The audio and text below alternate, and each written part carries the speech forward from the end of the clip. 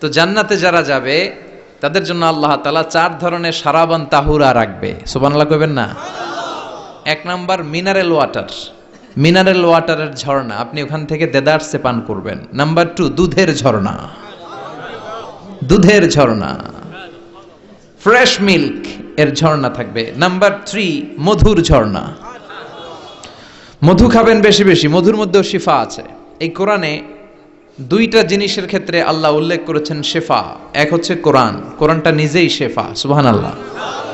আর হচ্ছে দুধ, আর হচ্ছে মধু, মধুর ভিতরে শেফা আছে না নাই? আছে।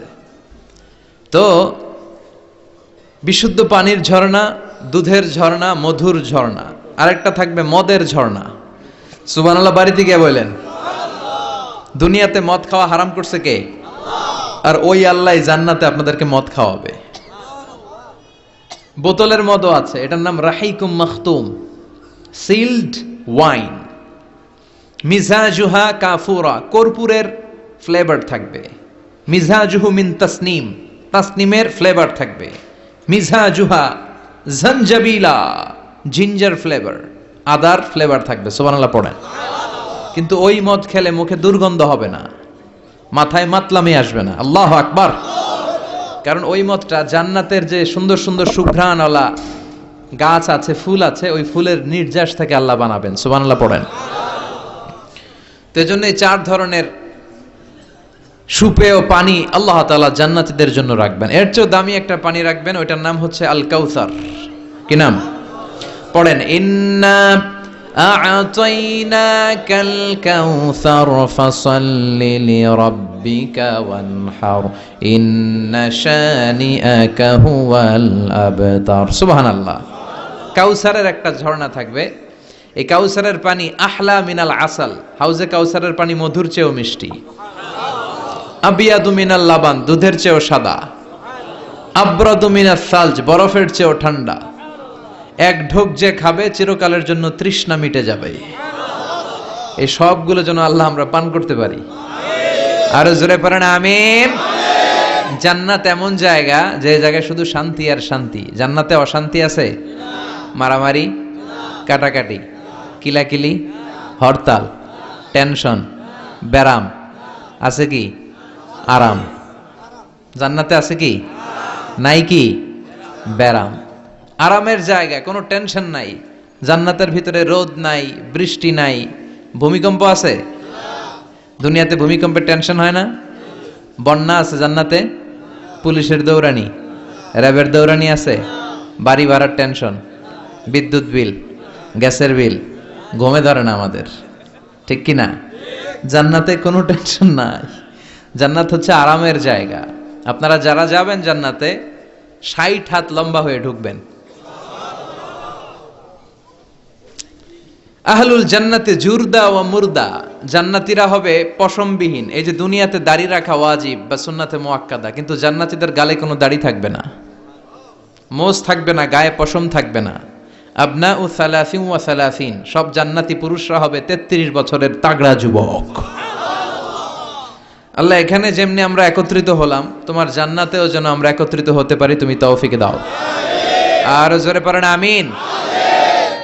এতগুলো কথা কোত্থেকে এসেছে জানেন? জিজ্ঞেস করেছিলাম সবচেয়ে দামি সূরা কোনটা? একজন বলছে বাকারা। বাকারা মানে গাভী, গাভী থেকে দুধ, দুধ থেকে জান্নাত। সুবহানাল্লাহ পড়েন।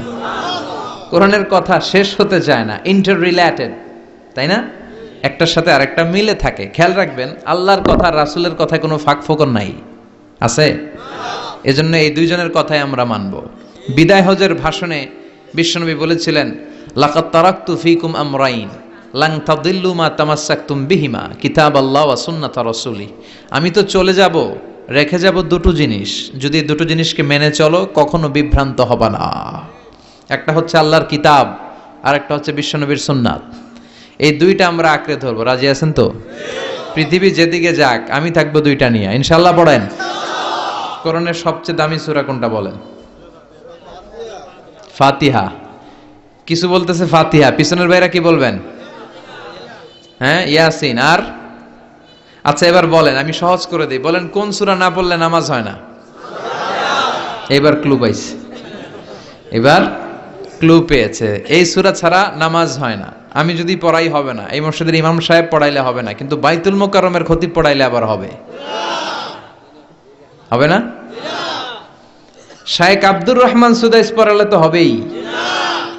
খাইছে কত বড় মুফতি দেখছেন, ফতোয়া দিয়ে দিচ্ছে জি না, আসলেই হবে না। কারণ এটা এমন সূরা, এই সূরা না পড়লে নামাজ হয় না। বিশ্বনবী বুখারীর বর্ণনায় বলেছেন আ'যামুস সুওয়ার ফিল কোরআন, কোরআনের সবচেয়ে দামি সূরা। এটা আমার বানানো কথা না, সবচেয়ে দামি সূরা। এই সূরার মতো সূরা কোরআনে তো নাই, তাওরাতের ভেতরেও নাই, ইনজিলের ভেতরেও নাই, জাবুরের ভেতরেও নাই। 60টা মাত্র আয়াত। কয়টা? কার কার মুখস্থ নাই হাত তোলেন। সূরা ফাতিহা মুখস্থ নাই কার কার হাত তোলেন। হিন্দু ভাই নাই কেউ? আমাদের অনেক মাহফিলে হিন্দুরা আসে, হিন্দুদেরও মুখস্থ। সুবহানাল্লাহ কইবেন না?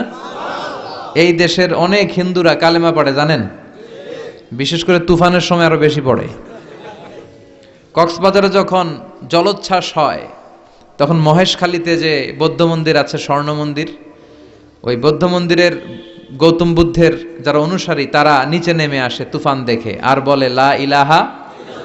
ওরা বোঝে তুফান থেকে শুধু একটা কালেমাই বাঁচাতে পারে, আল্লাহ ছাড়া বিপদ থেকে কেউ বাঁচাতে পারে। আমি একবার লঞ্চের ভেতরে তুফানে পড়ছিলাম, তো লঞ্চ ডুবে যাবে তুফানের ধাক্কায়, তো দেখলাম লঞ্চের ভেতরে শুধু মুসলমানরাই জিকির করে না, হিন্দুরাও জিকির করে। তুফান থেমে যায়, জিকিরও থেমে যায়। কত বড় ডাকাত! তুফান শুরু, জিকিরও, সবার মুখে এক চিৎকার বাঁচাও। আমি বললাম কে বাঁচাবে? কে? হুজুর আমনে। ভাবছে আমি দোয়া কালাম পড়লে বেঁচে যাবে, তো আমি বললাম আমি যে বাঁচাবো, আমারে বাঁচাবে কে? মনে রাখবেন কেউ বাঁচাতে পারে না, একজন ছাড়া। চিৎকার করে বলতে হবে তিনি কে। কোরআনের সবচেয়ে দামি সূরার নাম সবাই বলেন। এই সূরাতুল ফাতিহার মাত্র 7টা আয়াত। কয়টা আয়াত? এই 7টা আয়াত নিয়ে কয়েক মিনিট একটু আল্লাহর রাস্তায় কুরবানি করা যাবে না? কান দুইটা খরগোশের মতো খাড়া করেন, খরগোশ কান খাড়া করে শুনে, এজন্য খুব পিন ড্রপ সাইলেন্ট, পিন পতন নীরবতাও খরগোশ কান দিয়ে শুনতে পায়। তো আমি যতক্ষণ আপনাদের খেদমতে কিছু কথা বলবো, কান দুটো খাড়া করে রাখতে হবে। পারা যাবে না? এই সূরাটা হচ্ছে আউয়ালুস সূরা নাযালা কামিলান মিনাল কোরআন, কোরআনের সর্বপ্রথম নাজিল হওয়া পূর্ণাঙ্গ সূরা। এই সূরার আগে কোন সূরা পূর্ণাঙ্গ একসাথে নাজিল হয় নাই। কোন সূরার 5 আয়াত, 10 আয়াত, 20 আয়াত। আপনারা যে এখন সুন্দর কোরআন দেখতেছেন, বিশ্বনবীর সময় কি এই কোরআন ছিল? না। 23 বছরের লম্বা জিন্দেগিতে বিশ্বনবীর কাছে এই কোরআন নাজিল হয়েছে। পরবর্তীতে এটার কম্পাইলেশন করা হয়েছে, scripture, holy scripture, the Quran, whereof there is no doubt, no suspicion in it, and a guidance to those who are muttaqin.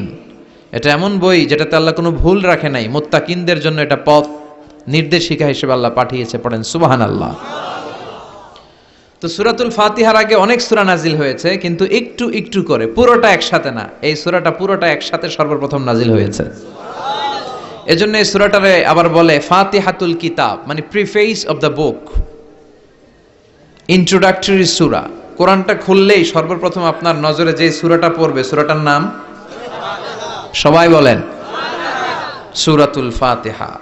আবার বিশ্বনবী এটাকে বলেছেন কোরআনের মা। কি বলেছেন?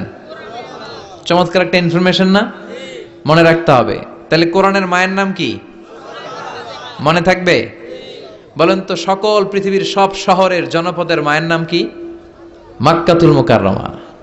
তেমনি কোরআন আল কারীমের মায়ের নাম হচ্ছে সূরাতু আল ফাতিহা। এরপরে বিশ্বনবী বলেছেন এই সূরাটা হচ্ছে সূরাতুল ওয়াফিয়া, অখণ্ড সূরা। এই সূরাকে খণ্ড খণ্ড করে পড়া যায় না।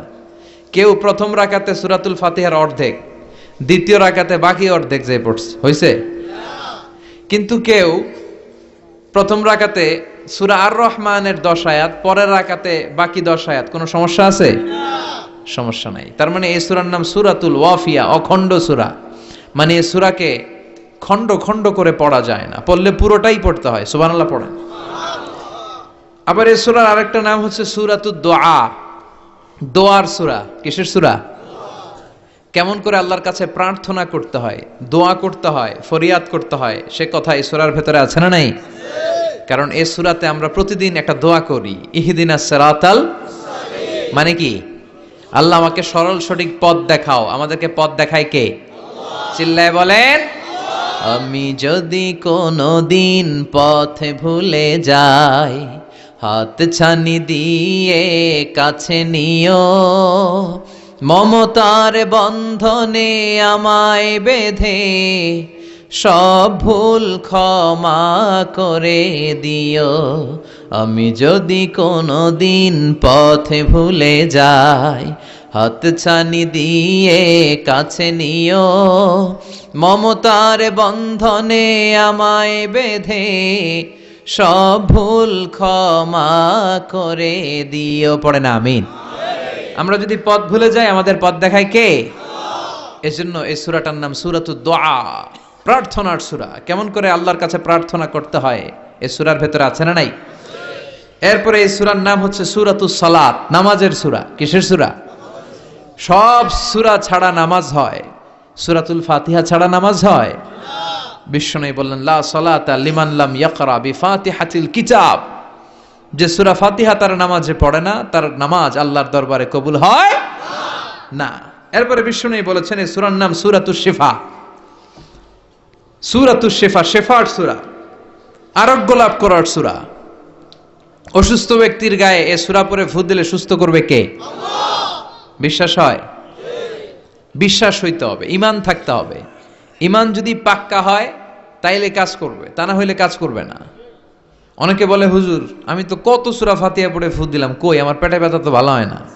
যেটা কইছে তুই একটা ডাকাত, ঠিক কি না? ওর ঈমান নাই, ওর ঈমানে ঝামেলা। ফু দেওয়ার মধ্যে বেশ কম আছে না নাই? কিছু লোক আছে সারাদিন ফু দিলে মোমবাতি নিবে না, আর কিছু লোক আছে ফু দিলে পানিতে আগুন ধরে যায়, আছে না নাই? বিশ্বনবীর ফুতে বরকত বেশি না কম? সাহাবারা বলল, ইয়া রাসূলুল্লাহ সাল্লাল্লাহু আলাইহি ওয়াসাল্লাম, আমাদের কুয়ার ভেতরে পানি নাই, পানির লেয়ার অনেক নিচে নেমে গিয়েছে, পানি উঠাতে পারি না গো নবী, আপনি দোয়া করে দেন। বিশ্বনবী এসে অজু করলেন, অজুর কিছু পানি মুখে নিয়ে কুলি করে ওই কুলির পানি কুয়াতে ছেড়ে দিলেন। ছেড়ে দেয়া মাত্রই পাম্প মেশিন দিয়ে পানি উঠালে যেমনি লাফিয়ে লাফিয়ে পানি ওঠে, মুহূর্তের মধ্যে নিচের লেয়ারের কুয়ার পানি লাফিয়ে লাফিয়ে উপরে উঠতে শুরু করেছে। আরেক সাহাবী বললেন, ইয়া রাসূলুল্লাহ, ইয়া হাবিবাল্লাহ, আমাদের কুয়ার পানি বড্ড লবণাক্ত, লবণাক্ত পানি আমরা পান করতে পারি না, আপনি এসে দোয়া করে দেন যাতে কুয়ার লবণাক্ত পানিটা মিঠা পানি হয়ে যায়। বিশ্বনবী সাহাবীর সাথে গেলেন, ওযু করলেন, কুলির পানি কুয়াতে ছাড়লেন। 1000 বছরের লবণাক্ত কুয়ার পানি মুহূর্তের মধ্যে মিঠা পানি বানিয়ে দিল কে? এই সুন্দর ফুল, সুন্দর ফল, মিঠা নদীর পানি, আল্লাহ তোমার মেহেরবানি। তুমি কতই দিলে রতন, ভাই বেরাদর পুত্র স্বজন, ক্ষুধা পেলে অন্ন যোগাও, মানি চাই না মানি, আল্লাহ তোমার মেহেরবানি। পড়েন, সুন্দর ফুল, মিঠা নদীর পানি, আল্লাহ তোমার মেহেরবানি। সুবহানাল্লাহ পড়েন। বিশ্বনবীর ফুতে বরকত আছে না নাই? কারণ ঈমানটা ছিল তাজা। তাজা ঈমান থাকলে সব সম্ভব। চিল্লা এখন ঠিক কিনা? যে ঈমান প্রয়োজনে জ্বলে ওঠে না, যে ঈমান সত্য ন্যায়ের কথা বলে না, যে ঈমান প্রয়োজনে জ্বলে ওঠে না, যে ঈমান সত্য ন্যায়ের কথা বলে না, যে ঈমান বাস্তবে নাই, যে ঈমান অন্তরে নাই, মুখে শুধু কথার কলি, কি করে তারে বলো ঈমানে বলি, ঠিক কি না?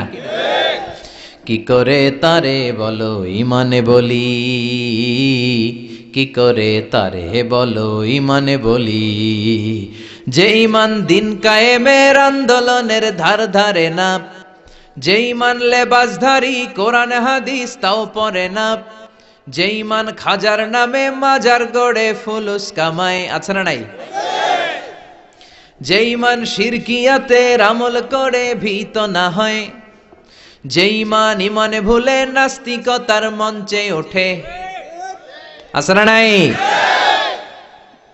যে ঈমান বাতিল মতের দোসর হয়ে ফায়দা লুটে, যে ঈমান শুধুই কেবল খায় দায় আনন্দ করে, যে ঈমান দেখে না যে আরাকানে ভাইরা মরে, যে ঈমান বাস্তবে নাই, যে ঈমান অন্তরে নাই, মুখে শুধু কথার কলি, কি করে তারে বলো ঈমানে বলি, কি করে তারে বলো ঈমানে বলি, কি করে তারে বলো ঈমানে বলি। চিৎকার করে বলেন ঠিক কিনা?